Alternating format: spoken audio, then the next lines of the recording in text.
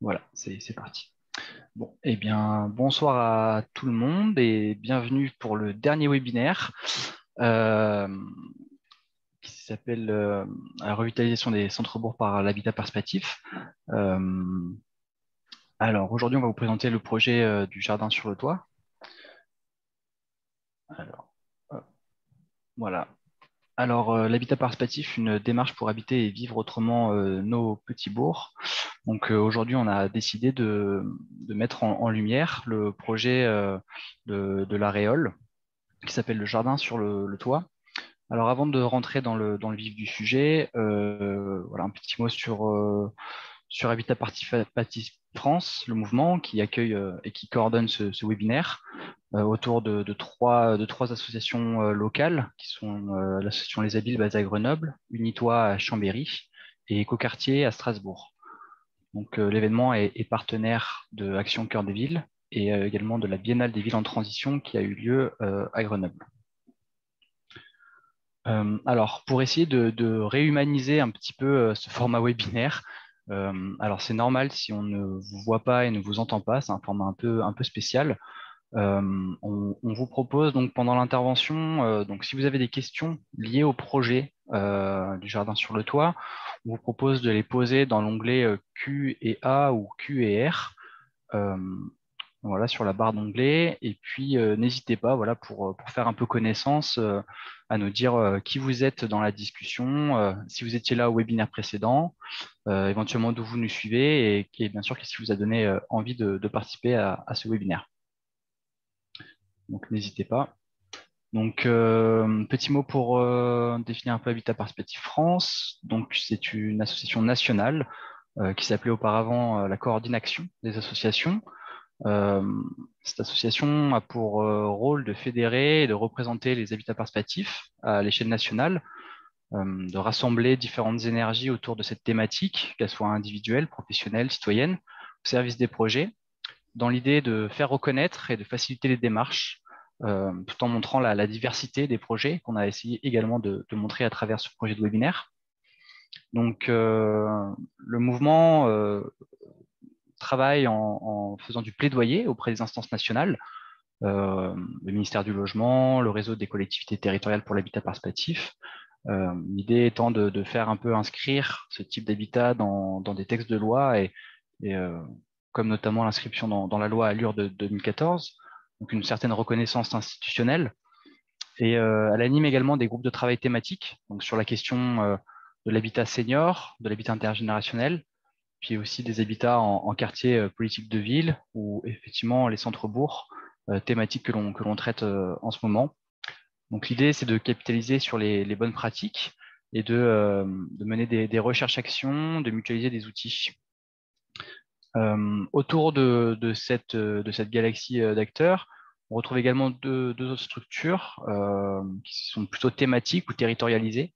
Donc, on a le RAP, qui est le réseau des accompagnateurs de l'habitat participatif, un réseau professionnel donc, et également Abicop, une association qui fait la promotion des coopératives d'habitants notamment. Donc HPF, c'est aussi des outils communs, donc la cartographie interactive des projets et des voisins pour retrouver des projets près de chez soi, rencontrer des personnes et s'inscrire dans les mouvements territoriaux. C'est également des visios Zoom pour les structures et les groupes projets adhérents. Et c'est également des grands rendez-vous, donc à la fois les journées portes ouvertes européennes de l'habitat participatif et aussi les rencontres nationales de l'habitat participatif qui ont lieu tous les 2 ans sur un week-end. En 2021, cette année, elles auront lieu à Lyon du 8 au 11 juillet et ce sera l'occasion de discuter de la thématique des communs et de l'habitat participatif dans la définition de biens communs territoriaux. Donc, en ce qui concerne la revitalisation des petits bourgs, alors pour information, vous retrouverez les webinaires en replay sur Habitat Participatif France et des ateliers et des événements seront organisés aux rencontres nationales. Voilà, pour le moment, la programmation est en cours. Donc, concernant notre sujet, L'habitat participatif, c'est aujourd'hui plus de 200 projets aboutis qui ont fait leurs preuves en France. Aujourd'hui, on recense 834 projets qui sont aboutis en réflexion à des stades plus ou moins avancés. Certains sont en réflexion initiale, d'autres en sont déjà aux travaux.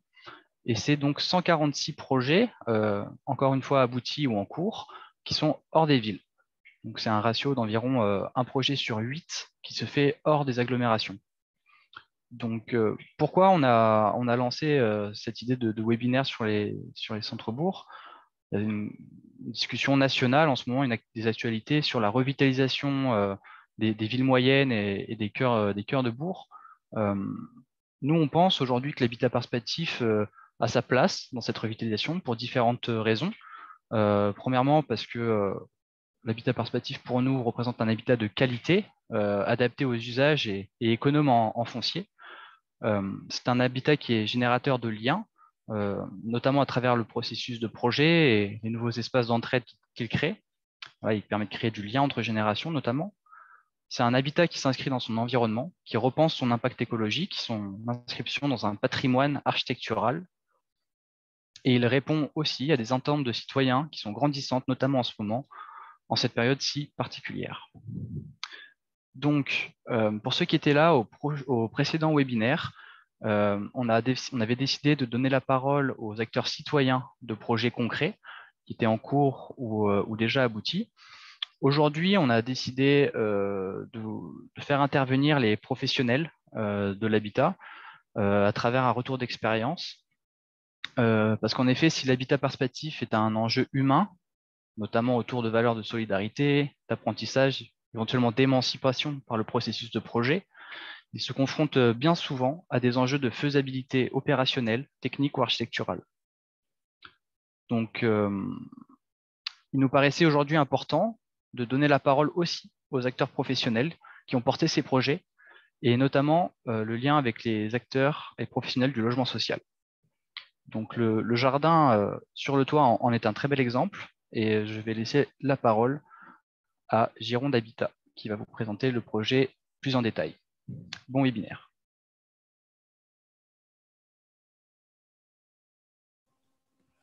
Très bien. Bon. Bonjour à tout le monde.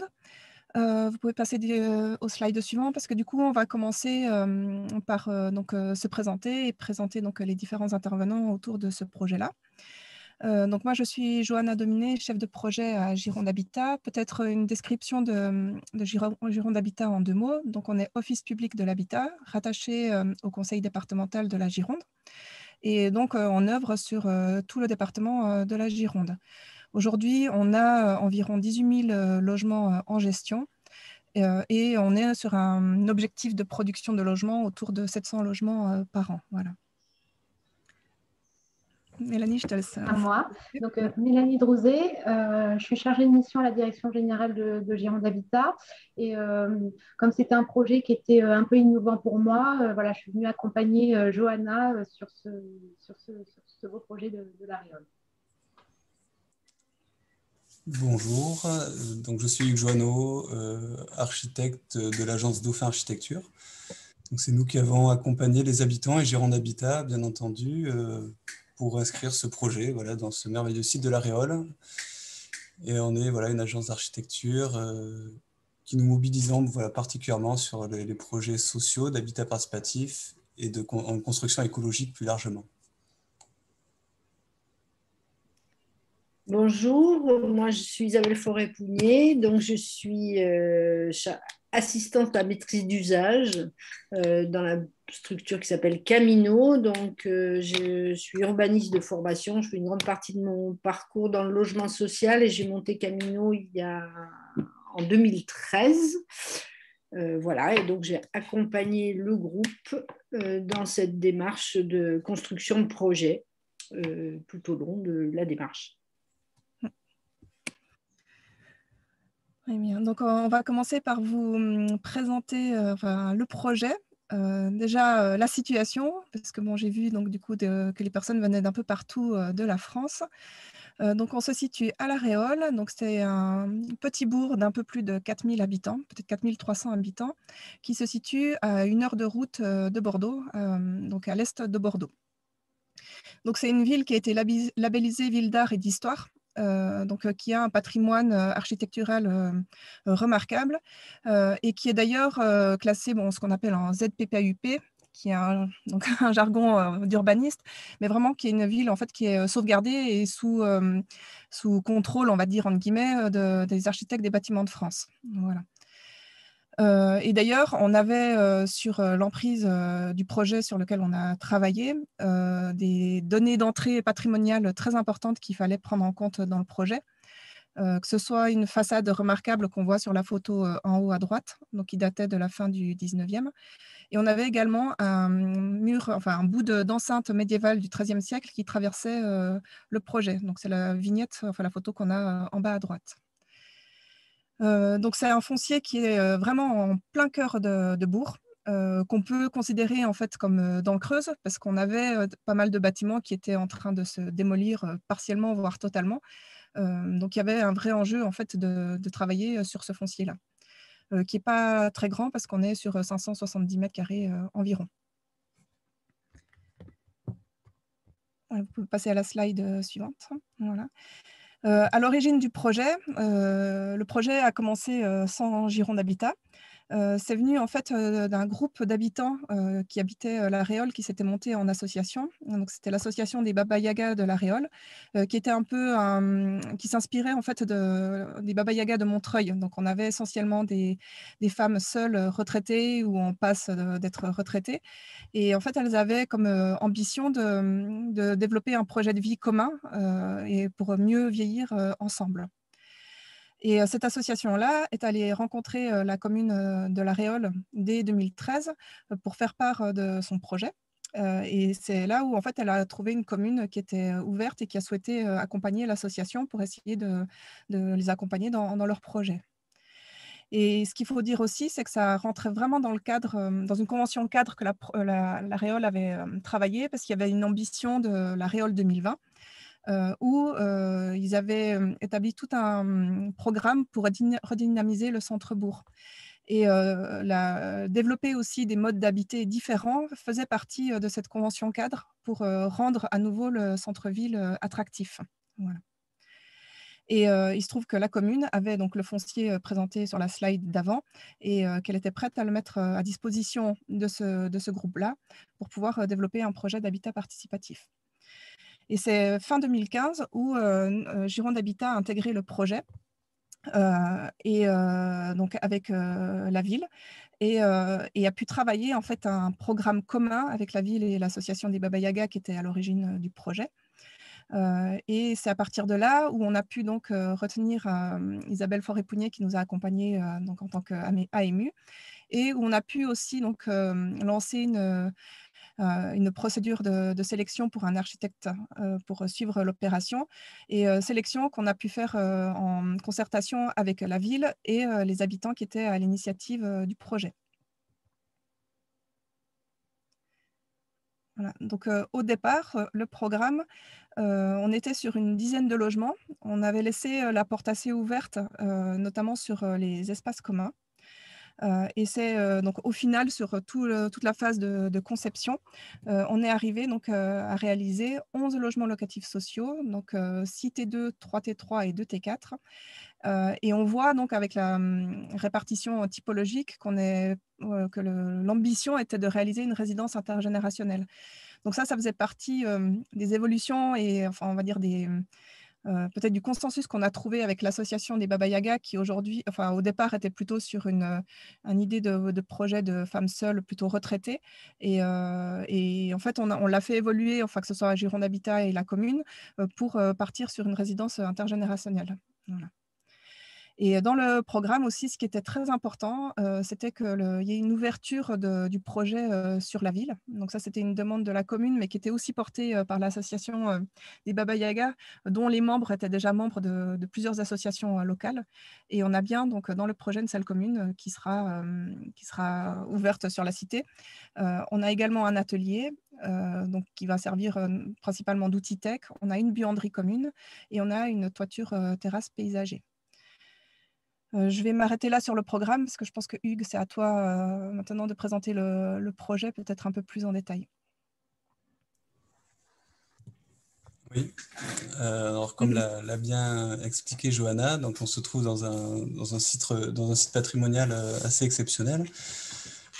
Donc pour ceux qui connaissent un peu la Réole, c'est vraiment un village typique médiéval avec donc une écriture architecturale très spécifique, du colombage, une pierre assez, une cité assez minérale, et pour autant une grande diversité aussi de différentes tranches d'époques architecturales. Donc la façade 19e qui a été montrée aussi, mais on retrouve aussi des architectures un peu plus modernes. Donc tout ça, on va dire, vit joyeusement dans ce centre-bourg. Donc il était question d'arriver à s'inscrire dans cette histoire avec l'architecte des bâtiments de France, bien sûr, qui regardait le sujet de près. Je vous ferai part de quelques anecdotes à ce sujet plus tard, sur les autres diapos. Alors, une des spécificités de la Réole, c'est que c'est une cité c'est sur un promontoire, donc elle est très haute au-dessus de la Garonne. Donc, c'est une des rares villes qui ont été assiégées dans le coin du fait de sa position. Donc, l'avantage, c'est qu'elle est bien protégée, mais c'est qu'il y a beaucoup de dénivelé. Donc, le projet, là, entre le bâtiment qu'on voit sur l'axonométrie à gauche, qui est le plus au nord, enfin le plus en haut de l'image, se trouve 7 mètres plus bas, son niveau rue, on va dire, que le niveau de l'impasse qui est au-dessus du bâtiment central. L'impasse, c'est celle qui est illustrée sur la photo en haut à droite. Voilà, donc il y a une grande déclivité sur le terrain, et donc il fallait réussir à unifier l'ensemble de ces 3 bâtiments pour qu'il y ait un sentiment d'appartenance à une seule et même grande maison ou un seul et même habitat participatif. Donc je pense que tout le pari a été justement d'arriver à donner une unité sur quelque chose qui est une parcelle, un cadastre assez décousu au final. Et donc on s'est bien sûr appuyé sur différents on va dire, rapports. Enfin, il y a eu le rapport archéologique qui nous a été transmis. On a essayé de voir comment restituer un peu cette histoire et valoriser ce patrimoine. Donc, il y a eu le rempart, bien sûr, qui est le rempart du XIIIe siècle, avec un appareillage qui est bien particulier, qui est spécifique de ce coin. Donc, il fallait le valoriser. Donc, on s'est tout de suite mis à l'écart de ce rempart et il fallait aussi le traverser pour créer une relation, un passage piéton, on va dire un événement qui est aussi une des spécificités de la Réole parce qu'elle est faite de multiples venelles. Voilà, au détour d'une rue, on peut prendre un chemin de traverse et découvrir un bout de patrimoine. Donc voilà, c'est ce qui a un peu dicté au final le tracé de ces 3 bâtiments, avec le pari un peu fou auprès en tout cas des architectes des bâtiments de France d'arriver à édifier un bâtiment en toiture terrasse au centre, qui se justifiait du fait que c'est un bâtiment contemporain, donc il fallait qu'il y ait quand même nous on estimait que c'était intéressant que ce bâtiment puisse exprimer cela. Mais il y avait aussi une question d'usage, parce qu'il y avait des habitants qui avaient aussi ce désir de pouvoir se retrouver sur des espaces extérieurs. Comme le site était quand même très contenu, il fallait libérer de l'espace récréatif ailleurs, donc sur le toit de ce bâtiment. Alors, juste pour finir sur comment le projet comment nous on a réussi à faire en sorte que ça puisse valoriser aussi ce patrimoine, c'est en essayant de considérer que c'est une ville très minérale, donc on a bien sûr joué sur ce travail de masse qui est percé, mais il y a aussi l'écriture qui est très présente de ce colombage. Il y a quelques bâtiments très édifiants dans la ville, et donc on a voulu le restituer à travers une expression assez simple dans les loggias, qui est composée selon une trame assez resserrée, comme on retrouve pour le colombage, qui permet là aussi de libérer des espaces extérieurs assez généreux, car quand même les profils des personnes qui y vivent, ce sont des gens, alors pour celles qui sont les dames âgées, avaient un jardin, c'est des gens qui sont un peu isolés à la campagne, mais qui ont l'habitude aussi d'avoir des espaces extérieurs, ou ceux qui viennent de la ville viennent aussi à la campagne pour avoir de l'espace extérieur. Donc c'est vrai que c'est un élément qui nous semblait important d'avoir de grands jardins, et Gironde Habitat nous a vivement encouragés à cela, et c'est une très bonne chose. Donc voilà, c'est cet équilibre entre le minéral, le bois dans sa composition des loggias, c'est cette trame, et aussi le végétal, expliquait la politique. Dans le plan d'aménagement général du centre-bourg, il y a quand même cette tendance à vouloir végétaliser le centre-bourg, bien qu'on soit dans un patrimoine très minéral. Donc ça aussi, c'est des nouvelles postures d'architectes des bâtiments de France et des postures de ville, voilà, où on travaille la ville différemment. Bon, là, c'est très minéral encore. On est en chantier. Hein, voilà, ça devrait être livré d'ici cet été. Bien sûr, elle sera plantée, cette terrasse. Donc, on voit justement le potentiel qu'offre cette terrasse sur cette photo, où on voit en fond d'image l'ancien hôtel de ville Richard Cœur de Lion, qui serait le premier de France. Voilà, donc aussi forte valeur patrimoniale. Donc, ça permet aussi ce cadrage-là, le fait de s'élever aussi en hauteur, ça révèle aussi l'étendue du paysage et du patrimoine architectural. Parce qu'il y a le contre-champ de cette photo, c'est la vallée du sud Gironde. Enfin, c'est vraiment, il y a beaucoup de dégagement et de respiration. Alors, c'est justement une des particularités de ce projet et aussi de travailler dans un centre-bourg dense, c'est que plus on est proche du sol, moins il y a de lumière. Donc, il faut arriver à mener de la lumière en travaillant des patios, des ouvertures généreuses, mais aussi, c'est des projets qui appellent à vouloir aller chercher la lumière et donc aussi à s'élever. C'est ce qu'offre cette terrasse-là. Donc, si on passe à la diapo d'après, alors c'est un peu pas mal d'images, ça mériterait une visite, tout ça, mais donc on voit l'expression à gauche du coup de ces terrasses avec le colombage. Enfin le colombage, en tout cas, une réinterprétation de cette expression très tramée, les garde-corps aussi très resserrés qui permettaient aussi d'éviter, on espère que ça va marcher en tout cas, mais on se dit toujours comment les gens vont occuper les garde-corps, enfin les terrasses. Donc on va essayer de faire une trame plus rapprochée de garde-corps pour éviter d'avoir des claustras qui viennent cacher. Bon. Et aussi des barres métalliques là, qui remontent avec ce désir que la végétation puisse grimper sur ces loggias. Donc ça sera planté en pied de poteau. Donc voilà, il y a vraiment c'est un projet qui est fait pour aussi vieillir, accueillir cette végétation. À droite, la photo du milieu illustre la façon dont a été valorisé ce rempart, donc qui a été purgé de tous les éléments, on va dire, qui a été plus anecdotiques, c'est-à-dire des rebouchages à base de briques, des éléments qui n'ont pas considéré en tout cas ce rempart. Et on a du coup restitué le plus simplement possible la qualité de ces pierres et de son appareillage dont je parlais, qui est un appareillage carré, qui est très spécifique du coin, avec un traitement d'un lit de chaux pour imperméabiliser le toit du rempart, enfin la couverture du rempart. Et ça met en avant justement ce passage qu'on a créé dans le rempart, voilà, cette fameuse venelle qui relie en fait la place du Pin voilà, en haut de l'image et qui rattrape l'hôtel de ville Richard Cœur de Lion au niveau de l'impasse du Loup. Et l'image de droite illustre du coup la serre. Donc ça, c'est un des sujets qui a été longuement... en tout cas, ça fait partie de la richesse des ateliers qui sont menés en habitat participatif avec les habitants. C'est comment ils ont envie de vivre leur espace commun. Donc initialement, il y avait beaucoup de surface parce que beaucoup de sous-sol, donc on ne peut pas mettre des logements dans le sous-sol, donc il fallait arriver à occuper tous ces sous-sols. Et donc il fallait arriver à bien établir comment répartir ces espaces communs. Peut-être qu'on y reviendra un peu plus finement, mais en tout cas au dernier niveau, il y avait cette serre qui est en lien avec bien sûr l'esprit de la terrasse végétalisée et conviviale.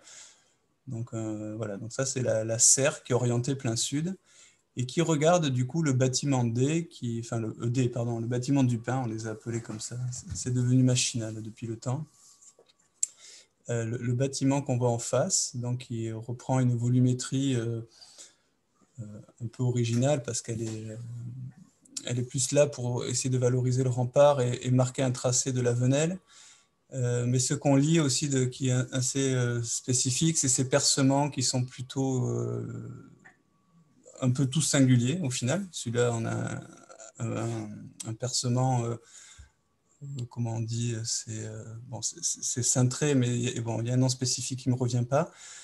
Donc chaque percement en fait a un peu sa singularité et son histoire, qui a été en fait un temps d'échange, aussi une façon d'impliquer les habitants sur comment ils aimeraient vivre leur intérieur. Donc on a dessiné avec eux leurs ouvertures, Et ça fait un sujet de discussion avec l'architecte des bâtiments de France, le pari fou de dire qu'en fait, c'est les habitants qui composeraient leur façade et que ça serait quelque chose d'assez aléatoire au final et qui exprimerait la diversité, on va dire l'histoire du groupe habitant. Voilà, donc c'est ce qui fait qu'on ait une expression comme ça assez diversifiée des percements dans cette séquence de Venelle. Voilà. Après, bon, je ne sais pas si je m'étale sur les matériaux et tout ça, mais en tout cas, voilà, le projet est vertueux à bien des échelles et aussi sur le mode constructif, parce qu'on est sur un projet à ossature bois avec des isolants biosourcés. On est sur du doublage en béton de chanvre sur les murs en pierre existants pour garder les propriétés perspirantes des murs. Voilà. Donc l'intérêt, bien entendu, était de pouvoir préfabriquer certains éléments en atelier et de faire un montage, on va dire, qui perturbe moins les environs en venant gruter comme ça des ensembles de murs ossature bois et sans pour autant, en arrivant à restituer l'aspect minéral de ces façades pour autant. Voilà pour la partie architecturale.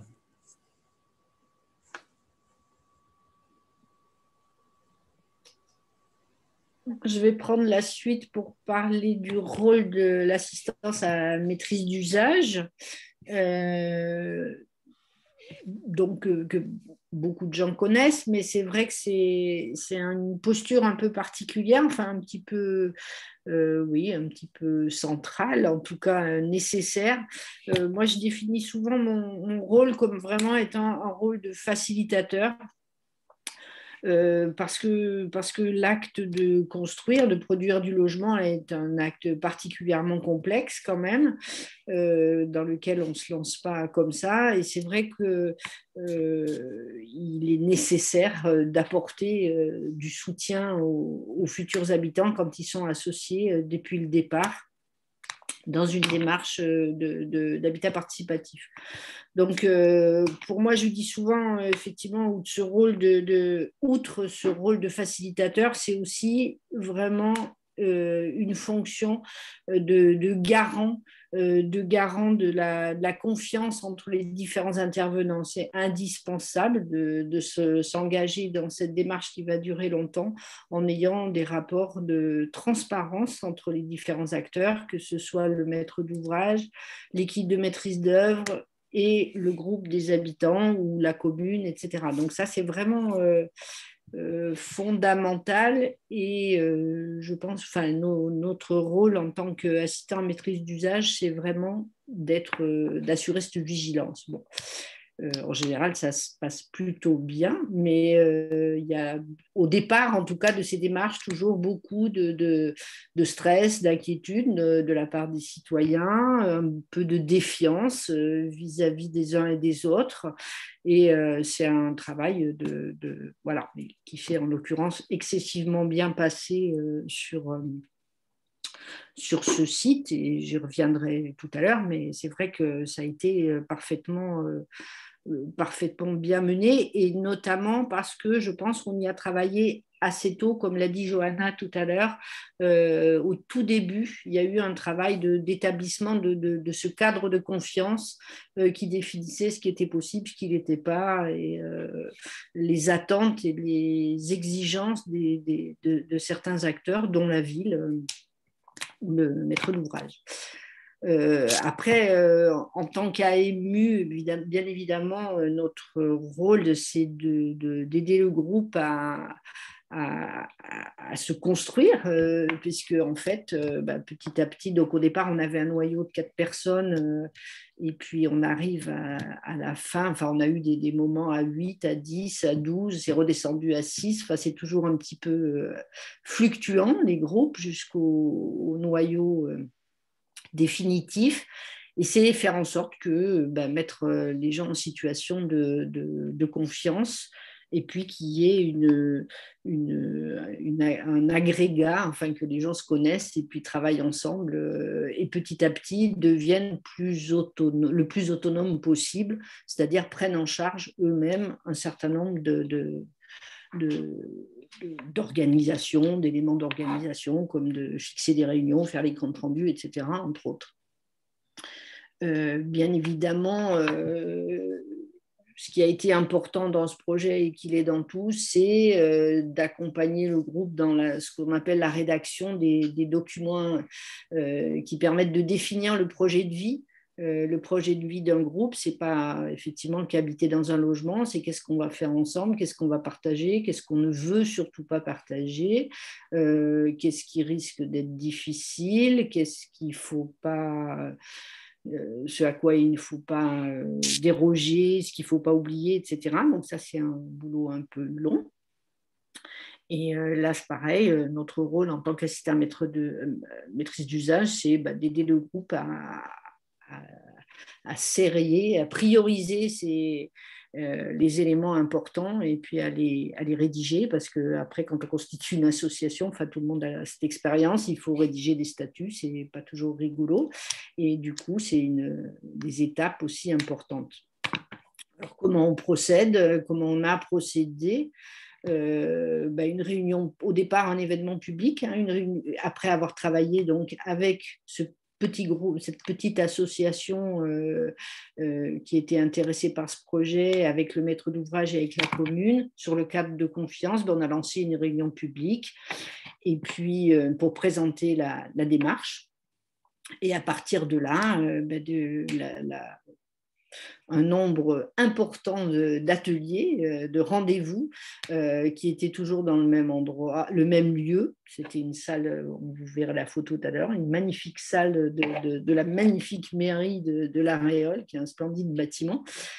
Et donc, des réunions régulières toutes les 3 semaines ou tous les mois. J'ai mis 27 ateliers, mais je crois qu'on est un peu plus, on n'est pas loin de 30. Avec une durée qu'il faut gérer, parce qu'effectivement, il y a des phases qui sont plus longues que ce qu'on a prévu, et notamment, il y a eu la phase assez longue de la désignation la signature des marchés, la désignation des entreprises, mais c'est un classique. Et puis le confinement, là, qui nous a quand même un peu perturbés. Donc, ces démarches et ensemble avec un groupe, comment mettre à disposition des outils pour construire une gouvernance partagée, pour prendre des décisions ensemble, faire en sorte qu'il y ait une équivalence et une équité entre les différentes membres du groupe. Donc ça s'acquiert aussi petit à petit. Ce groupe a eu...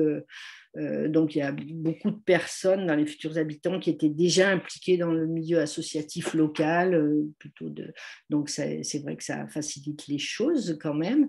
Et il y a un peu plus d'un an, je crois, 1 an et demi ou 2 ans, ils ont décidé, enfin, j'ai envie de dire elles, parce qu'il y a quand même une majorité de femmes dans ce projet, ils ont décidé de cultiver ensemble un jardin. Donc ça aussi, c'est des éléments qui ont permis de construire la cohésion du groupe. Sur la slide suivante, j'ai un petit peu mis en évidence les facteurs de réussite de ce projet particulièrement, mais qu'on trouve quand même globalement sur tous les projets d'habitat participatif. C'est vraiment la volonté politique affirmée.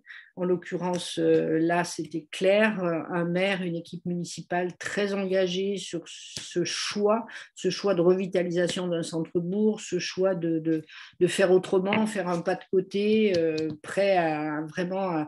et ils ont été vraiment clairement depuis le début très soutenants, très... Voilà. Enfin, ça a vraiment bien fonctionné, ça fonctionne toujours bien.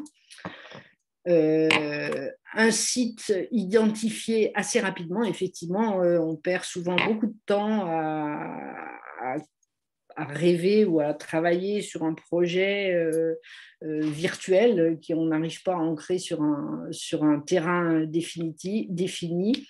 Là, le fait que le terrain ait pu se choisir assez vite, même s'il était compliqué, ça a vraiment permis au groupe de se projeter et de s'y projeter pour chacun des futurs habitants. Le fait, bien évidemment, qu'il y ait un bailleur social volontaire pour s'engager dans la démarche, c'était important puisque le groupe, dès le début, ne souhaitait pas du tout accéder à la propriété. Il y avait une volonté de faire du locatif et qui correspondait également à la volonté de la ville. Le cadre, donc je l'ai déjà dit, hein, le cadre important pour définir ce qu'on négocie, ce qu'on ne négocie pas, notamment la volonté partagée à la fois par la ville et par le groupe d'habitants d'avoir des espaces communs qui puissent être ouverts à d'autres, ce qui implique après, pour le maître d'ouvrage, enfin, on en parlera tout à l'heure, mais un certain nombre de choses, parce qu'un bailleur social, il fait des logements, hein, il ne fait pas des salles associatives en général.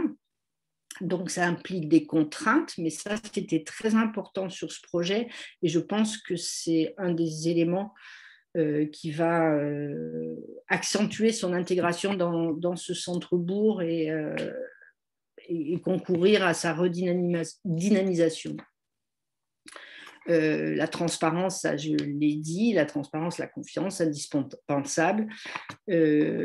Ensuite, Johanna l'a mentionné tout à l'heure, la participation des futurs habitants au choix du maître d'œuvre, ça c'est quelque chose de très important, que cette confiance entre futurs habitants et équipe architectes, techniciens se fasse. Et là, le maître d'ouvrage a joué le jeu, une présélection de plusieurs équipes, et un choix final avec un jury, si on peut dire, partagé avec la ville de la commune de La Réole et avec des représentants donc, de l'association, un petit noyau d'habitants de départ qui ont pu participer au choix du maître d'œuvre, ce qui fait que la confiance elle est établie dès le début. Voilà, et la volonté d'ouverture sur le quartier, je l'ai déjà dit, et on aura l'occasion d'en reparler sur le fonctionnement de la salle commune et la possibilité que dans cette salle, d'autres puissent venir intervenir. Donc ça, je crois que c'est les éléments que j'ai relevés les plus importants de ce projet, mais de la plupart des projets d'habitat participatif. Voilà pour moi. Alors, sur les photos, on voit bien, voilà, visite de chantier, la manière dont s'est passée cette participation habitante, et elle se passe encore. Donc, les réunions, les ateliers mensuels dans cette très belle salle de la mairie, les visites de chantier. On a fait un apéro également avec les riverains, qui était important aussi pour rassurer de ce qui allait se passer et faire savoir. Et voilà.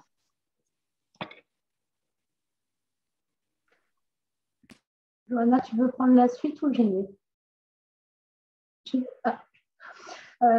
donc au niveau de la gestion de la résidence, donc, on a parlé de gestion locative parce qu'on est sur l'habitat social en locatif. Il y a pas mal d'éléments qui ont été donnés par Isabelle sur le fonctionnement du projet, mais vraiment, nous, ce qui était important en tant que bailleur, c'était pouvoir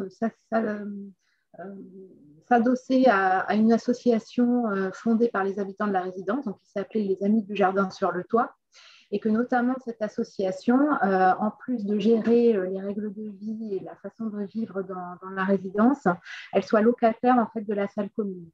C'est-à-dire que nous, Gironde d'Habitat, on est en train de signer une convention de mise à disposition de la salle associative à l'association, et pour gérer à la fois tous les aspects d'usage, ce qui est autorisé, ce qui n'est pas, la logique d'ouverture qui a été rappelée à plein d'endroits dans la présentation, et puis aussi, bien sûr, les éléments financiers qui entourent la mise à disposition de la salle.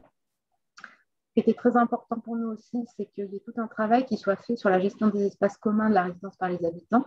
Donc, un travail qui a été fait avec Isabelle sur la définition de règles de vie et de règles de vie que nous souhaitions qu'ils soient vraiment portées par les habitants et que les habitants s'approprient, au-delà des règlements, on va dire, classiques intérieurs qu'ont les bailleurs sociaux, et notamment sur la gestion de tout ce qui est entretien des parties communes, les poubelles et tous ces aspects-là, qui réduisent d'autant les charges que chacun va avoir à payer chaque mois au niveau de la quittance de loyer.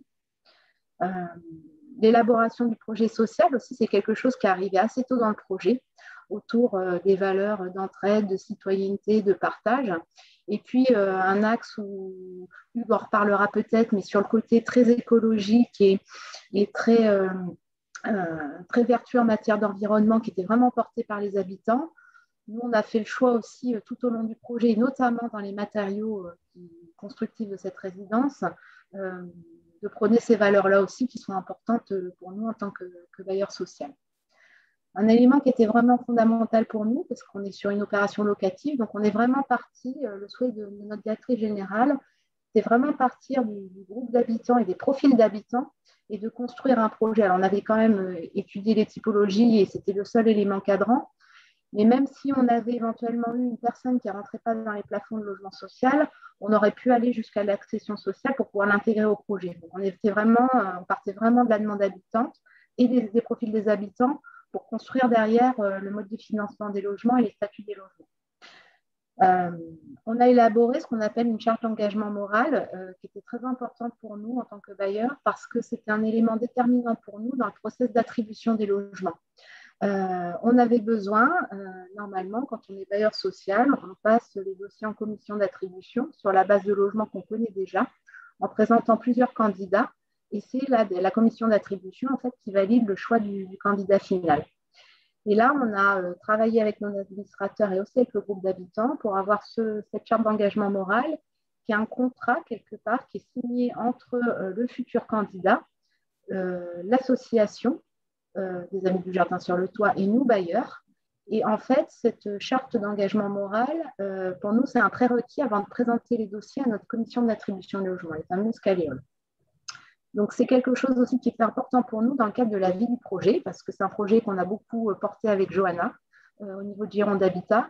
Et on voulait s'assurer aussi que chez le bailleur, en fonction de, voilà, après, on a une gestion qui va être faite par nos agences qui sont nos agences de proximité, voilà, qu'il y ait des engagements de la part du bailleur aussi sur la façon dont on perçoit ce projet, ce qu'on y porte, et qu'il y ait aussi des engagements des futurs candidats à respecter les valeurs du groupe d'habitants et notamment à conjuguer tout ce qui est intérêt personnel et intérêt collectif, et aussi à l'association dans le cadre de la gestion de la fameuse salle commune. Donc, on a remis un point qui est très important pour nous sur le fait qu'on respecte bien, même dans ce process d'habitat participatif, le respect du cadre réglementaire HLM sur les attributions. On a travaillé très tôt avec Isabelle et Johanna pour que les futurs habitants soient dans le process de dépôt d'une demande de logement social, renouvelée chaque année, qui a testé aussi de leur engagement sur le projet pour passer derrière en commission d'attribution. On a fait tout le travail, bien sûr, de voir, fonction des ressources, les modalités de financement des logements, donc du financement en plus et en PLAI, de vérifier que nos futurs habitants ils correspondaient bien en termes de ressources à ces critères-là. Et ce que j'ai dit aussi, c'est qu'on a travaillé en amont avec nos administrateurs membres des CALEOL pour présenter en fait ce projet, les acculturer à ces projets-là qu'on n'a pas l'habitude de faire. Enfin, pour nous, en tout cas, Gironde Habitat, c'est le premier en locatif, donc c'était important de leur donner de l'information, leur montrer qu'on respectait le cadre et qu'en même temps, on était dans quelque chose d'innovant et d'expérimental.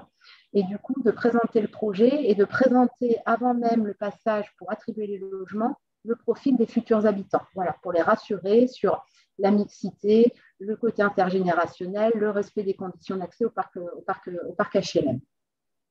Et puis, je crois qu'il y a des questions sans doute qui vont nous être posées sur les process de relocation des logements.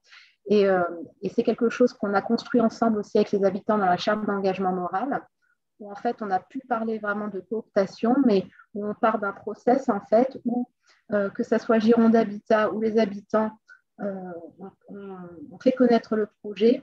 Et là, on n'a pas encore tous les habitants, d'ailleurs, qui composent tous les logements ne sont pas attribués, mais l'idée, c'est qu'on travaille, et les habitants et nous, à repérer, à faire connaître le projet et à trouver des personnes qui seraient, en adéquation avec les valeurs du projet, l'habitat participatif et ce sens du collectif.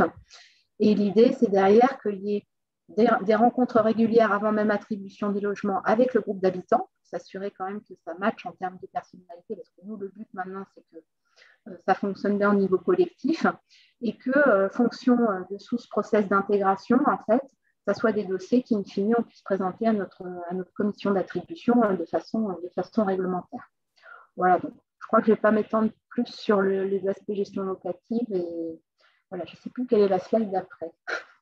Est-ce qu'on a une autre? Et ben, Non, voilà. c'est la fin, c'est le moment des questions. Voilà.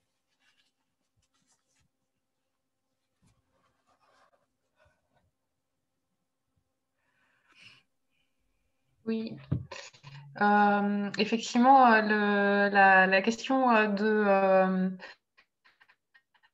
la gestion locative et de l'attribution des logements, c'est une question qui a été posée à multiples reprises. Du coup, là, ça a amené donc, au niveau aussi du processus de sélection des habitants. On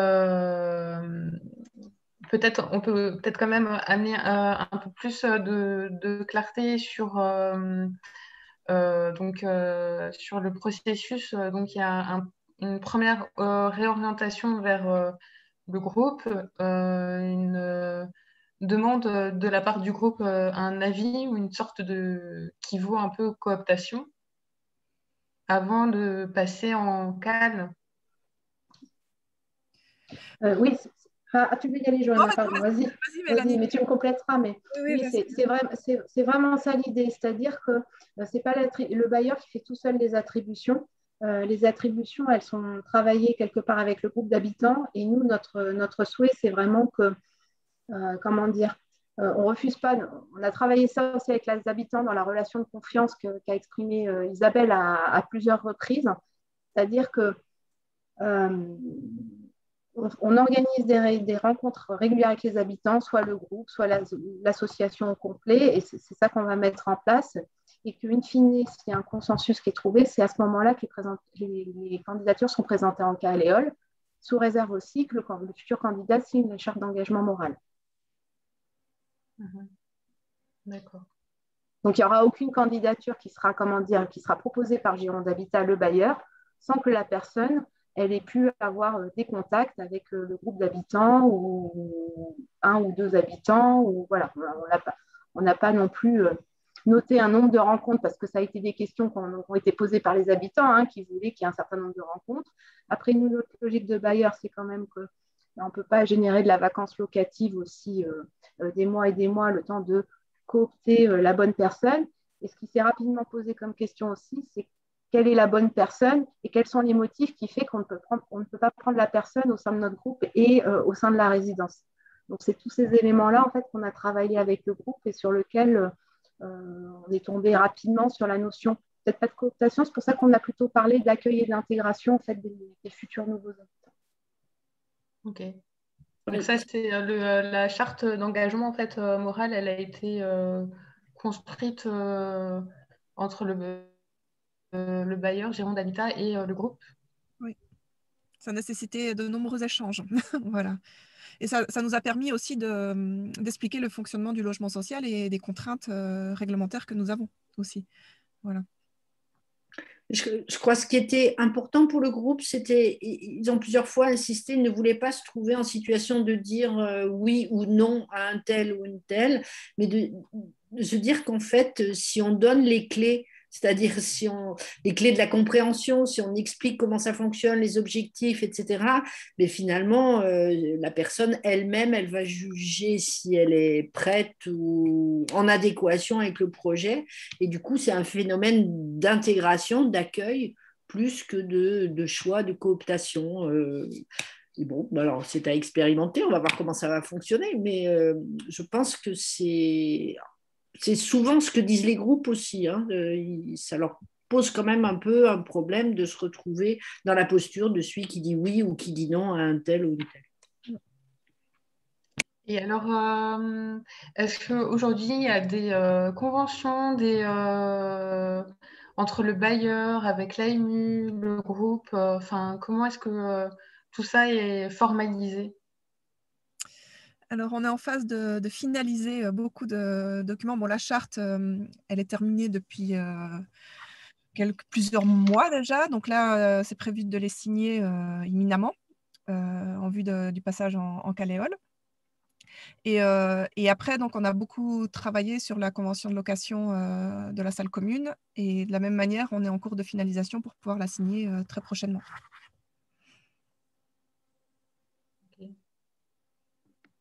pardon.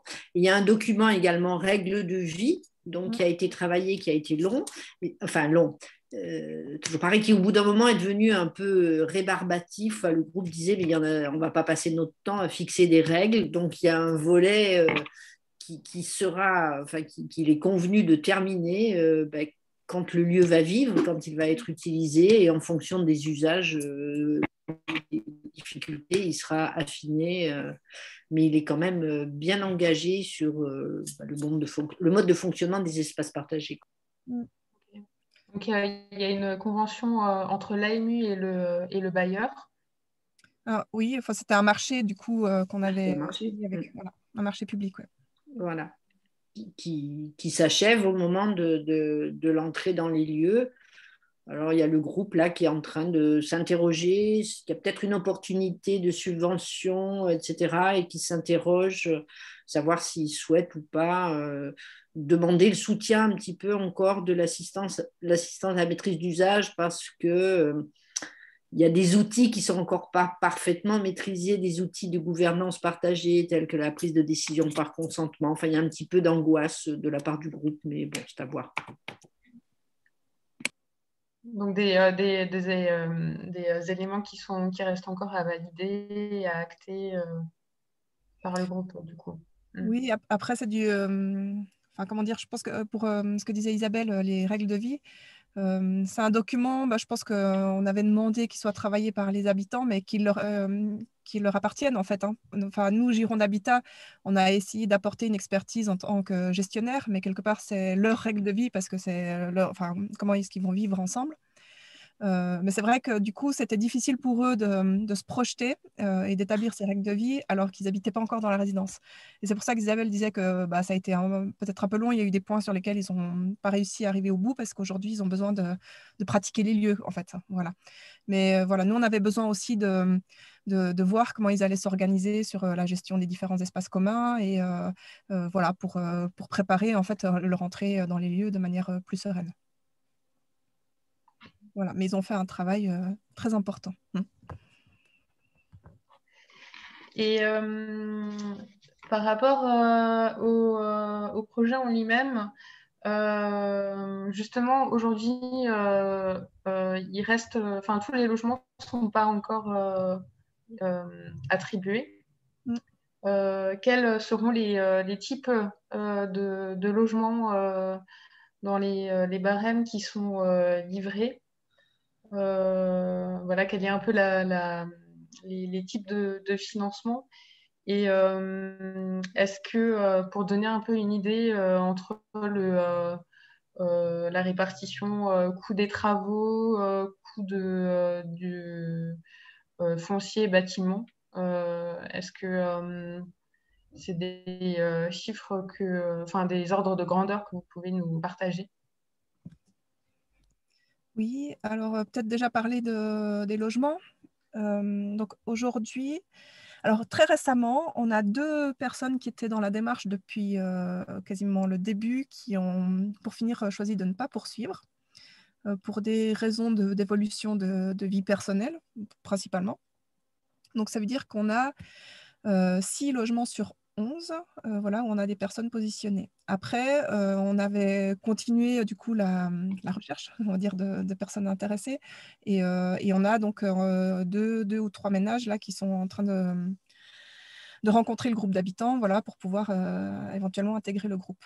Voilà, et on est sur des typologies variées parce qu'on a des logements vacants qui vont du T2 enfin T2, T3 et T4.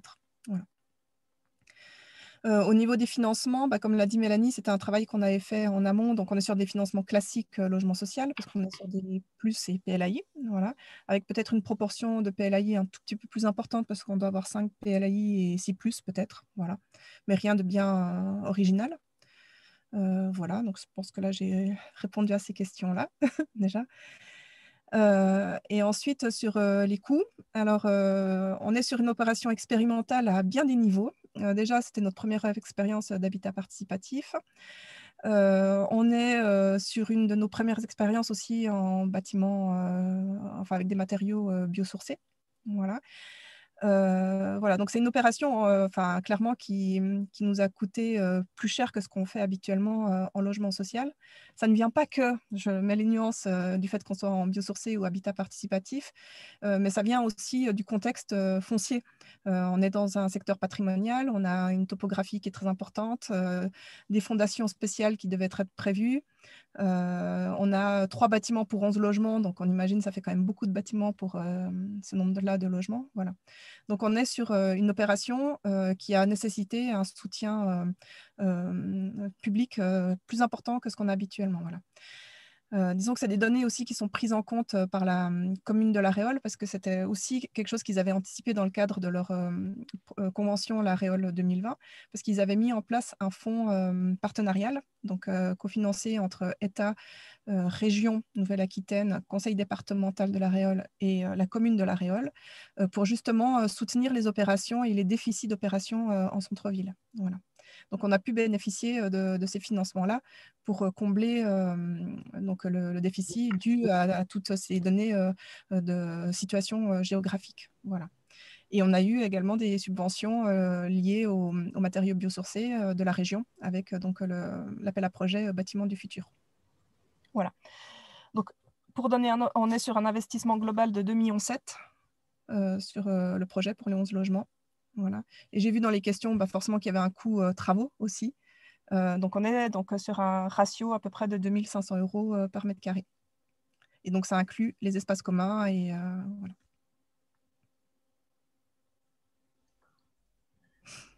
Merci. Et justement, sur toujours la partie travaux, réalisation, enfin plus co-conception, du coup, comme on est sur aussi des espaces, on est dans un cadre qui est très contraint, quel était du coup quelles étaient les marges de manœuvre possibles pour les habitants et comment est-ce que vous avez aussi peut-être associé ou intégré d'autres acteurs parties prenantes, donc comme l'ABF ou le voisinage aussi directement dans ces étapes de conception de projet. Alors, pour ce qui est plus institutionnel, que ce soit l'ABF ou même le Conservatoire régional d'archéologie, ils ont été associés avant même qu'on démarre les études, parce que, comme l'avait dit Hugues, on avait fait faire une étude archéologique sur le bâtiment. Et je pense que c'est justement aussi toute cette démarche d'anticipation qui a permis que le projet se passe bien avec ses partenaires, enfin avec la DRAC en fait. Ça, voilà, donc on les a associés vraiment à plusieurs étapes du projet. On les avait rencontrés pour que les architectes puissent présenter le projet à 2 stades différents, enfin voilà, pour recueillir aussi les remarques. Voilà. Pour ce qui est des riverains, on ne les a pas associés à la conception à proprement parler, mais on a eu quand même des rencontres régulières, que ce soit l'apéro qu'on avait organisé sous l'ancien hôtel de ville pour présenter le projet. Donc, ça nous avait permis de rencontrer certains riverains. Après, dans la vie d'un projet et le montage d'un projet, on a de toute façon plusieurs occasions, que ce soit le bornage contradictoire, il y a eu un référé préventif. Voilà, il y a eu toutes ces occasions-là pour échanger aussi avec les riverains sur le projet à venir. Voilà. Et, oui. Non, témoigner qu'effectivement, sur ce sujet des espaces communs, le maître d'ouvrage a vraiment joué le jeu, et ça, je pense qu'il faut qu'on le dise, de la liste des espaces que souhaitaient partager les habitants. Ça a été donné de manière très ouverte à l'équipe de maîtrise d'œuvre qui a, dès le départ, essayé de les intégrer dans le projet. Et effectivement, aujourd'hui, on a quand même des espaces plutôt généreux, enfin, notamment en termes de la salle commune avec l'espace cuisine et puis une petite chambre d'appoint qui peut permettre d'accueillir des gens de passage. Et il est possible du coup de l'ouvrir sur le quartier. Elle est accessible ERP, donc elle est classée ERP, accessible notamment aux personnes à mobilité réduite, ce qui était hyper compliqué quand même sur ce projet. parce que comme l'a dit Hugues, il y avait 3 niveaux, etc. Enfin, là-dessus, il y a eu le jeu, le jardin sur le toit, qui est quand même là aussi pas classique et pas forcément simple à réaliser et coûteux, il faut le dire. Là aussi, c'est quelque chose auquel tenaient les habitants, parce que c'est vrai que dans ces quartiers-là, revenir vivre en centre-ville, sans un espace extérieur, c'est compliqué. Et cette ouverture possible de jardiner sur le toit de la maison a été vraiment un plus. Et là-dessus, tout le monde a joué de jeu, effectivement. Et je pense qu'aujourd'hui, il y a un vrai... Après, il va falloir que ça vive, mais il y a un vrai soulagement de la part du groupe, en tout cas, que ça a été entendu de A à Z, quoi. Et on a eu plusieurs ateliers où l'équipe de maîtrise d'œuvre est venue présenter le projet, où justement les habitants pouvaient participer. Il y a eu des rendez-vous individuels aussi pour évoquer leur logement. Bon, il y a eu la question des ouvertures qu'a évoqué Hugues précédemment.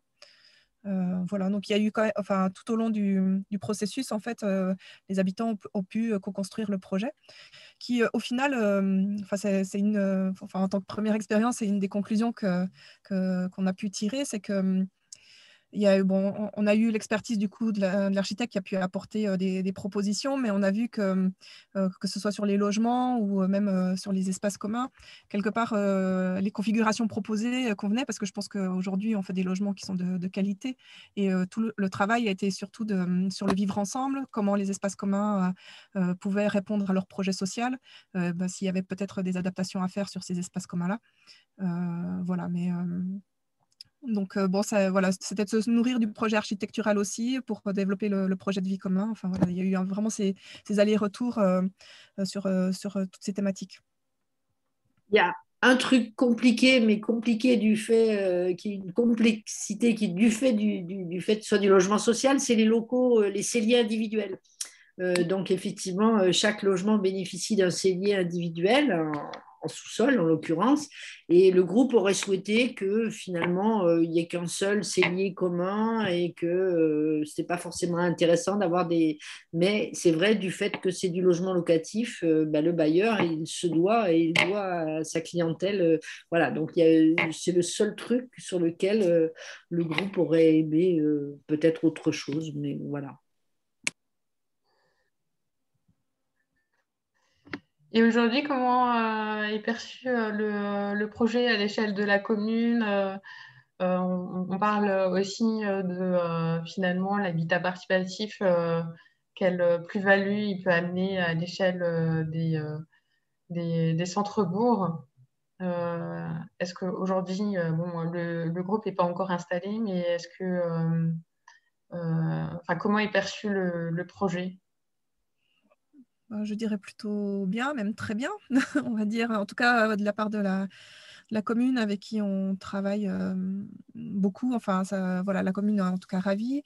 Je pense aussi de l'environnement, enfin, comme on vous l'a dit, c'était vraiment une dent creuse qui était en très très mauvais état. Donc là, même pour les riverains, on réhabilite les murs mitoyens. Voilà, on apporte aussi du dynamisme en centre-ville avec cette salle commune. Voilà, au niveau des commerçants, ça se fera aussi des clients de plus pour la boulangerie. Enfin bon, c'est vraiment participer à une redynamisation du centre-ville et créer de nouveaux liens aussi avec cette association qui arrive en plein cœur. Là où il y avait une impasse, maintenant, il y a une circulation aussi à l'intérieur de l'îlot qui fonctionnait. Donc, il y avait une impasse, l'impasse du Loup, et en fait, qui est ouverte par la venelle qu'a décrit Hugues, qui permet voilà, une circulation de plus dans le cœur de ville. Mais la Réole, ces dernières années, enfin, une politique très volontariste Hugues l'a dit, d'embellissement du centre-bourg, d'accueil de commerçants, etc. Et je ne veux pas dire de bêtises, mais je crois qu'il y a eu de nouveaux habitants ces dernières années. La population a à nouveau réaugmenté. Alors voilà, ce projet rentre aussi dans cette démarche, quoi. Et Alors, peut-être... oui. Pardon, mais je voulais peut-être. J'ai vu qu'il y avait quelques questions sur. Voilà, il y a pas eu de plans architecturaux qui ont été présentés pendant cette présentation. Il y avait des questions notamment peut-être liées à l'adaptabilité des logements, à des personnes peut-être à un moment donné en perte d'autonomie ou en vieillissement. Est-ce que vous avez pu gérer architecturalement cette question-là? Ce qui est surprenant, comme ça, à l'image, enfin, on aurait du mal à le croire. En fait, il y a sur les 11 logements, il y a 9 logements accessibles, PMR. Donc, du fait. C'est vrai qu'il faudrait des plans pour expliquer ça. On a mis beaucoup de temps avec les habitants pour arriver à se repérer. Oui, il y en a 8 accessibles, je pense. 8, 1, 2. Non, il n'y a que les deux. Et le T3 au milieu aussi. Non, il est accessible par la cage d'ascenseur. Tu passes la Ah salle oui, commune et tu oui, traverses la passerelle. tu as raison. Bon, bref, c'est un labyrinthe, mais en tout cas, il y a un ascenseur au centre dans le bâtiment central qui permet de desservir du coup la salle commune en sous-sol jusqu'au toit terrasse. Donc là, il y a 4 logements desservis, PMR, donc adaptés pour, enfin, l'adaptabilité, pardon, PMR. Et après, il y a des jeux de passerelles qui permettent de rattraper. Ça aussi, ça fait partie des surprises de ce projet. C'est que le R+2 du bâtiment, avec la façade 19e qu'on avait vu, est accessible depuis l'impasse du Loup de plein pied. Donc, il y a une passerelle qui traverse comme ça, qui plonge au R+2 du bâtiment rue Gambetta. Le R+1 aussi est accessible. Enfin voilà, et le rez-de-chaussée aussi depuis la rue. Et pareil sur le bâtiment, là, il y a les 2 logements du rez-de-chaussée qui sont 2 T2, sont accessibles. Donc en fait, il y a guère que les 2 T4 qui seraient plutôt à destination familiale, qui eux ont pas un accès PMR, enfin pas d'ascenseur. Avec la question, j'ai vu aussi à travers les questions, la question de comment en fait ça a aussi la notion d'évolutivité, parce que s'ils sont si singuliers, si on l'a fait en fonction des demandes habitantes, est-ce que ça conviendrait à notre habitant? Mais Johanna a répondu en partie, parce qu'ils sont quand même plutôt classiques, les logements, au final, et malgré avoir tenté de les pousser à proposer des choses extraordinaires, les habitants sont plutôt restés sages sur la manière de vivre. Nous Une mettre du table, chambre, veiller à une la cuisine, relocation. Mais... un auto-séjour et un balcon suffit pour vivre heureusement. Voilà. Donc, il y a une question sur le profil des habitants. Mais je crois qu'on l'a dit déjà, mais il y a, alors je ne veux pas dire de bêtises, 4 ou 5 personnes retraitées, femmes seules en l'occurrence. Il y avait un homme, mais il est parti. Il y a 2 familles monoparentales et un jeune couple. Voilà.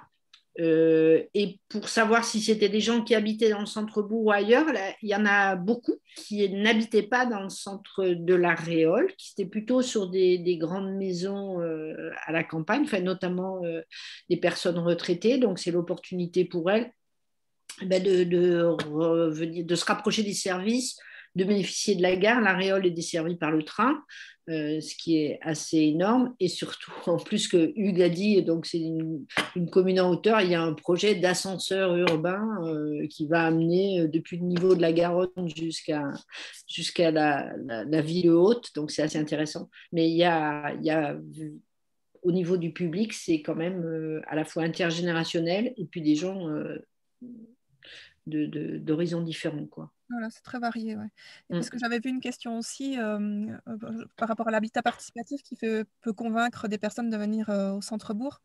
Et je pense que c'est vraiment le cas parce qu'on avait fait un petit questionnaire au tout début de la démarche sur les personnes qui venaient. Et on avait eu beaucoup de personnes qui nous disaient je vais avoir de la peine à laisser mon pavillon et surtout mon grand jardin. Et que ce soit des personnes retraitées, mais on avait aussi des mamans avec leurs enfants. Et au fil d'avancement du projet, quelque part, c'est cette donnée d'habitat participatif et de vivre ensemble qui a fait que elles ont oublié peut-être, ou elles sont passées outre en fait ce point négatif de quitter leur maison avec leur jardin et de retrouver ça en centre-ville.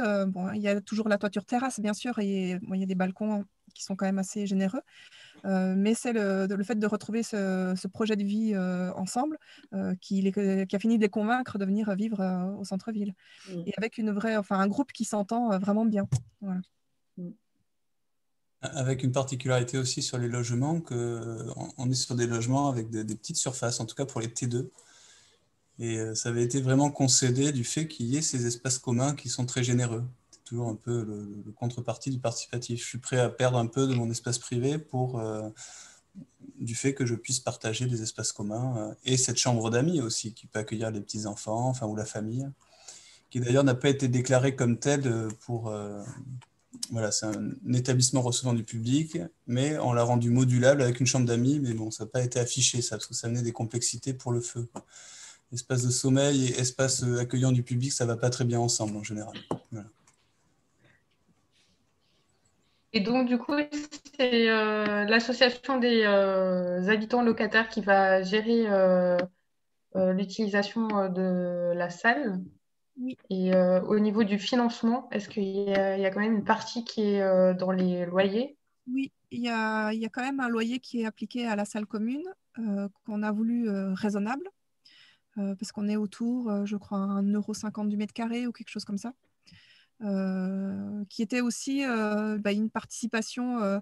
On a vu avant qu'on est sur un projet qui a coûté cher et ça contribuait aussi à l'équilibre de l'opération. Voilà. Et aussi, en général, les associations, il y a quand même ça rentre dans l'équilibre après du budget de l'asso. Voilà, c'est l'association qui paye le loyer des espaces communs, hein, c'est clair. De la salle commune. Okay. De la salle commune.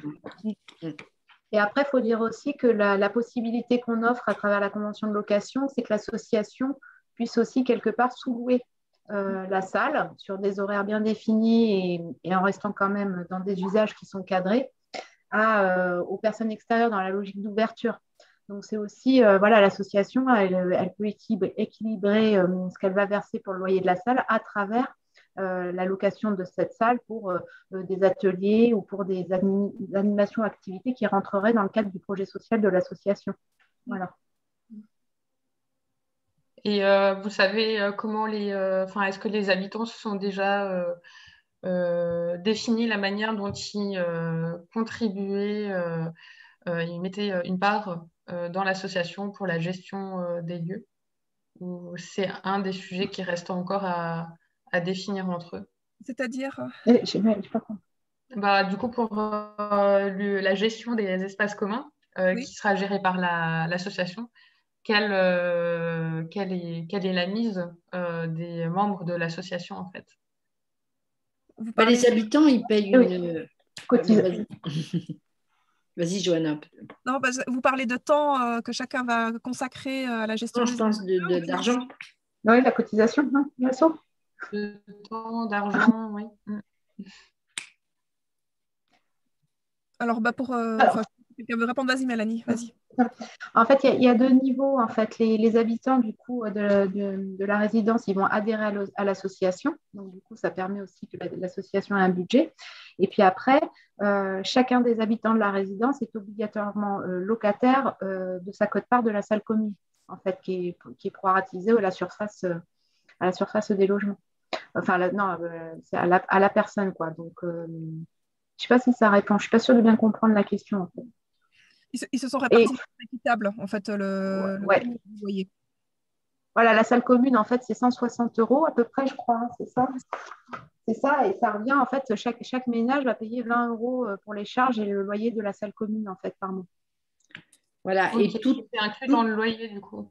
Voilà, et l'objectif pour l'association, donc dans l'association, il y a aussi des membres extérieurs aux habitants. L'idée, c'est de trouver aussi des ressources, l'association, de manière à pouvoir diminuer éventuellement cette part que paierait chaque locataire chaque mois. Mais en tout cas, pour pas ils pourraient ne pas être seuls à porter cette charge, quoi. Et c'était important pour nous aussi. Intéressante. Ouais, voilà, c'était ça. J'allais dire, c'est aussi dans la logique d'ouvrir cette salle et que ce ne soit pas que la salle des habitants de la résidence et que du coup, ils vivent en vase clos. Donc, c'était quelque part de stimuler aussi cette ouverture sur l'extérieur par ce biais-là. En plus, c'est un projet, c'est assez rigolo parce que les premiers ateliers, on avait beaucoup de participants qui disaient mais moi, je viens parce que ça m'intéresse, mais je ne veux pas y habiter. parce que voilà, c'est pas le moment, j'en sais rien, enfin voilà. Mais en tout cas, on veut être impliqués et donc qui ont adhéré à l'association et qui souhaitent soutenir la démarche. Donc c'est assez, alors, je sais pas combien de temps ça durera, mais en tout cas, il y a aujourd'hui un noyau assez dynamique autour de l'association des futurs habitants. Cela veut dire, si je suis une association, je peux demander auprès de Gironde Habitat de louer cette salle aussi? Non. Non, tu demandes à l'association le jardin sur le toit. Ah, Voilà. d'accord, c'est eux qui sont du coup Ouais. qui drive, on va dire les. Oui. Ouais, et ils ont même travaillé sur un petit contrat de mise à disposition de la salle pour les personnes extérieures. Voilà, qui va Avec être une ajustée à la piscine de proportion de location. nettoyage. Oui, c'est ça exactement, pas une caution. Enfin, bref. Et donc, en fait, nous, on n'aura pas notre mot à dire sur à qui ils sous-loueront la salle, en fait, puisque ça va être cadré en termes d'usage et de ce qu'on a autorisé ou pas dans le cadre de la convention de mise à disposition de la salle. Ok, d'accord. On a aussi quelques questions de bailleurs ou de porteurs de projets. Oui. Voilà, ce serait intéressant aussi de comprendre quelles étaient vos motivations ou en tout cas quels étaient les arguments du groupe quand ils vous ont sollicité et vous, de coup, vos motivations à vous engager. Et peut-être dans un deuxième temps, plus sur du coup les bons conseils ou les difficultés que vous avez pu identifier et les bons conseils pour ceux qui souhaitent se lancer. Alors, nous, c'est la commune qui est venue vers nous pour nous proposer le projet. Après, ça répond tout à fait à la politique de Gironde Habitat aussi. On est rattaché au conseil départemental de la Gironde, donc on intervient sur tous les territoires. Et encore plus quand on est sur de la restructuration de centres-bourgs, même en milieu rural. Enfin, voilà. Et ça rentre totalement dans notre mission. Voilà. Après, de travailler sur de l'habitat participatif, c'est vrai que ça a été une première pour nous, mais qui a été validée du coup par notre directrice générale. Et voilà, et donc on est parti à fond dans l'innovation pour faire de l'habitat participatif, mais d'autant plus en locatif. Voilà. Donc je pense que pour nous convaincre, du coup, on avait vraiment le soutien politique. On avait le soutien aussi des partenaires financiers parce que on avait il y avait cette convention cadre qui existait. Et on a aussi un conseil départemental qui soutient les projets d'habitat participatif dans le cadre de leur délégation sur leur territoire de délégation d'aide à la pierre. Dans le règlement d'intervention aussi. Voilà. Donc c'est vrai que je pense que toutes ces données-là font que ça nous a bien aidé aussi pour le montage du projet par la suite. Voilà. Je rajouterais juste une petite chose, si tu me permets, Johanna, c'est aussi que ça a intéressé notre directrice générale aussi d'approcher plus les usages des habitants dans la façon d'appréhender les projets et de construire. Et Hugues l'a dit, on ne savait pas à quoi on allait s'attendre dans la co-conception des logements. Est-ce qu'il y avait des choses que nous, en tant que bailleurs, on n'avait jamais pris en compte et qui allaient aussi modifier les pratiques qu'on peut avoir dans d'autres opérations. Donc pour nous, c'était une manière d'expérimenter aussi l'usage habitant auquel on est confronté qu'une fois que les logements sont livrés, c'est de voir si dans la faisabilité technique, dans la construction du projet, on est allé apprendre des choses et expérimenter de nouvelles façons de produire finalement l'habitat de demain. Donc, je pense qu'il y avait vraiment aussi, l'entrée principale, c'était vraiment la commune qui vient vers nous.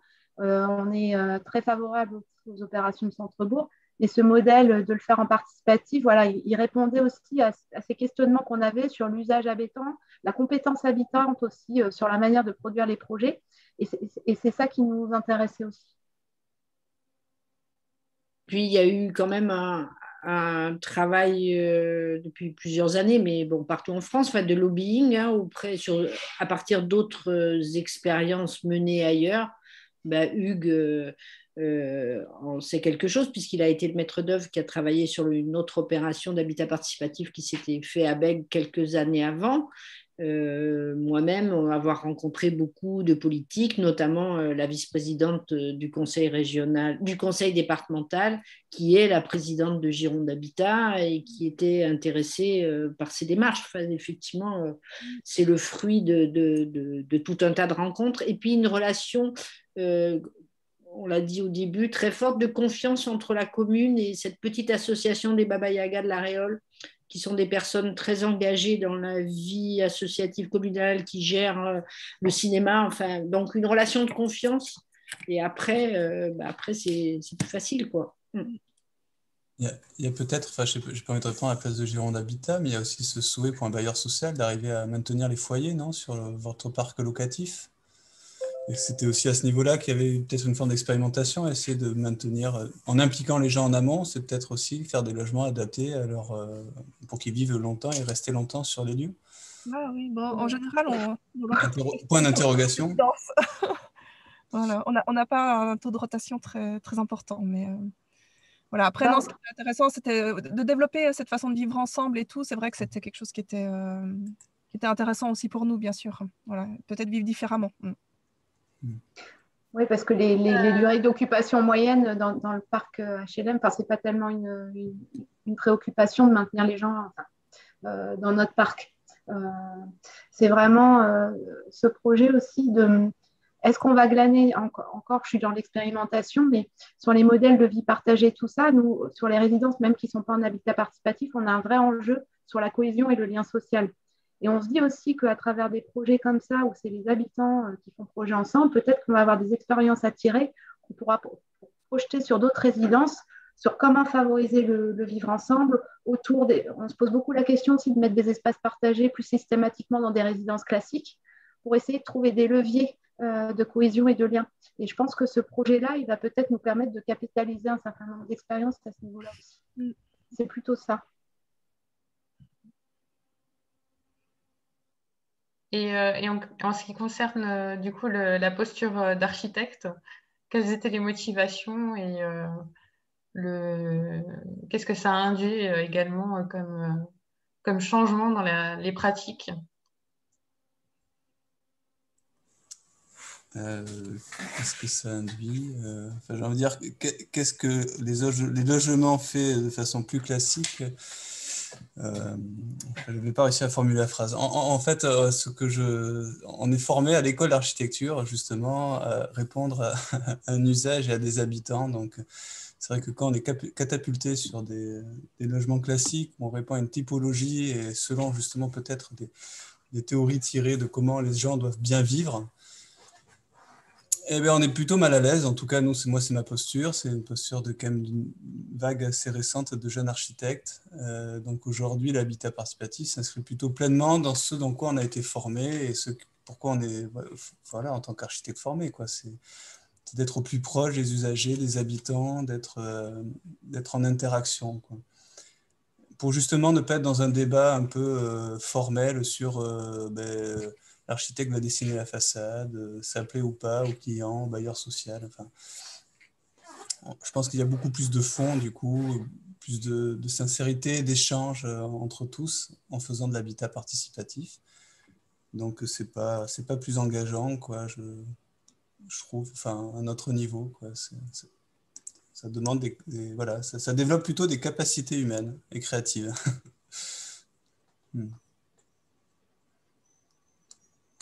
Alors, je vois le temps passer, il est 19h28. Alors, je ne sais pas s'il y a encore une petite chose à rajouter du côté des panélistes qui auraient été oubliés ou si on a fait le tour dans le temps qu'on avait. Peut-être juste un mot de la fin sur quelque chose, et si c'était à refaire ou Mélanie, s'il y avait quelque chose que si c'est vous bien, changeriez. je te laisse conclure. Je ne vais pas faire la conclusion pour tout le monde, mais pour nous. Si c'était à refaire, moi je me pose quand même beaucoup de questions sur tout ce qui est constitution du groupe et puis ce rapport au locatif qui est quand même particulier pour nous. Donc, si c'était à refaire, j'ai envie de vous dire, moi, j'ai envie d'attendre un an après la livraison. J'ai envie d'attendre quand on va passer sur une phase de relocation des logements pour trouver des personnes qui adhèrent bien au projet et que ça matche bien avec le groupe d'habitants. Voilà, mais moi, je suis très sensible aux aspects de lien social, de cohésion et tout ça, qui ont en plus été renforcés pour nous en tant que bailleurs avec cette crise sanitaire là, où on sent qu'on a besoin de rassembler les gens, de fédérer et de voilà. Et donc de ce point de vue-là, voilà, si c'était à refaire, on le referait. Enfin moi je le referais. En tout cas, je participerai à un projet pour ça en fait. Voilà, pour ce côté du vivre ensemble, du faire ensemble, de la co-construction quoi. Voilà, et comme le disait Hugues aussi, pour pas plaquer des idées reçues qu'on a nous en tant que bailleurs sur les habitants, la compétence habitante, et voilà.